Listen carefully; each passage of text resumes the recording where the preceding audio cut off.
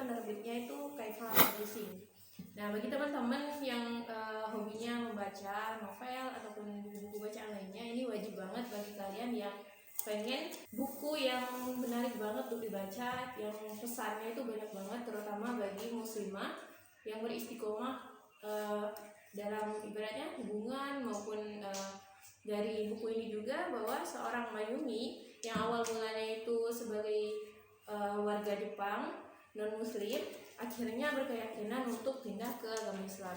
Nah, hal itu juga didukung oleh perlakuan seorang laki-laki dingin yang bernama Kagawa Shitoshi, atau dalam nama Islamnya itu Fajar Al-Kamil. Nah, si Mayumi ini adalah seorang wanita yang mana dia itu mulanya tinggal bersama orang tua angkatnya. Namun sang ayah ini tidak menerima si Mayumi ini.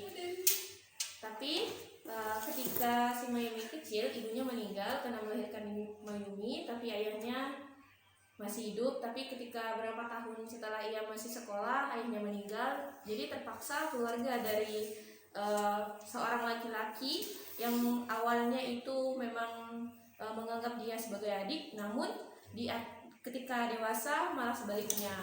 Si kakak angkat itu menyukai Mayumi, namun akhirnya dilindungi oleh kakak kandungnya yang bernama Henry. Si Henry ini juga awal mulanya itu beragama non muslim, tapi dengan adiknya yang begitu kuat istiqomah dengan agama Islam, akhirnya si Henry juga berpindah keyakinan dan menikah dengan seorang perempuan, yaitu teman si Mayumi tersebut. Nah, dari buku ini juga banyak banget pelajarannya, seperti kalau kalian yang pengen belajar bahasa Jepang untuk dasarnya, ini wajib banget dibaca. Ini dasarnya. Di sini juga banyak kata-kata yang bagi kalian yang menyukai kata-kata yang kayak puitis atau yang lebih ke literasi, ini wajib banget dibaca, karena selain itu juga buku ini banyak pelajaran seperti keluarga, bagaimana hubungan antara kakak dan adik, bagaimana cara memperdalam ilmu agama, dan juga apalagi banyak wanita yang kurang yakin terhadap dirinya sendiri, misal kayak melemah, insecure. Nah, ini kalian baca ini, buku ini simple tapi menarik, susah untuk move on gitu dengan ceritanya itu.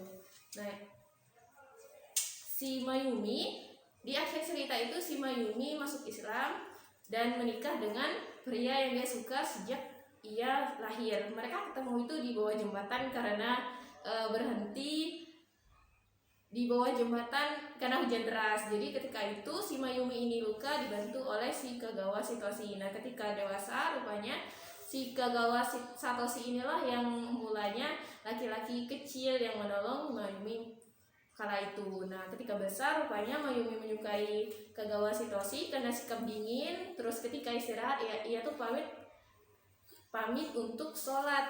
Orang lain tidak tahu bahwa Kagawa ini beragama Islam.